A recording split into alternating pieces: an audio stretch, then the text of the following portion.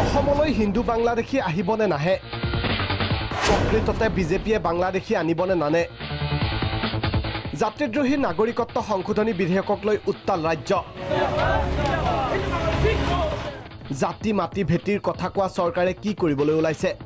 সদিয়াৰ পৰা ধুবুৰীলৈ প্ৰতিবাদ কৰা নেতাই সৰু সৰু কথাত আমাৰ কাষ চাপে উফাইদাং মৰা কথা লখিমপুৰৰ সাংসদ প্ৰধান বৰুৱাৰ তেওঁলোকে দেশৰ কথা কয় বা বিভিন্ন ধৰণে তেওঁলোকে আমাক পৰামৰ্শ দিয়ে কিন্তু কাৰ্যত তেওঁলোকে সৰু সৰু কথা কিছুমান মই সেই কথাটোহে কৈছোঁ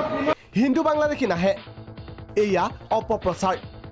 নাগৰিকত্ব সংশোধনী বিধেয়কখনক লৈ জনতাক বিভ্ৰান্ত কৰাৰ চেষ্টা বিধায়কজনৰ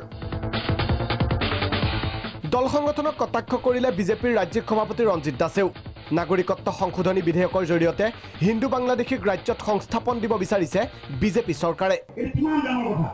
কিমান অভাৱৰ কথা নিজৰে আমাৰ থাকিবলৈ জেগা নাই এইখিনি ৰাইজৰ আৰু আমি 2 কোটি বাংলাদেশী আনিয়া থমেৰ কি অবান্তৰ অবাস্তৱ কথা এইবোৰ মিছা কথা ক'লে বিধায়ক বিনোদ হাজৰিকাই যদি হিন্দু বাংলাদেশীৰ সংস্থাপন হয় তেনে বিধায়ক পদ ত্যাগ কৰাৰ হুংকাৰ দিলে চাবুৱাৰ বিধায়কগৰাকীয়ে 2 কোটি যদি সঁচাকৈ বাংলাদেশী আনে 2 কোটি যদি বাংলাদেশী আনে আৰু এই মঞ্চৰ কৈছে সঁচাকৈ মই নাথাকো বিধায়ক হিচাপে বাংলাদেশী আহিলে ৰাজনীতিয়ে এৰিব বুলি ক'লে ৰূপম গোস্বামীয়েও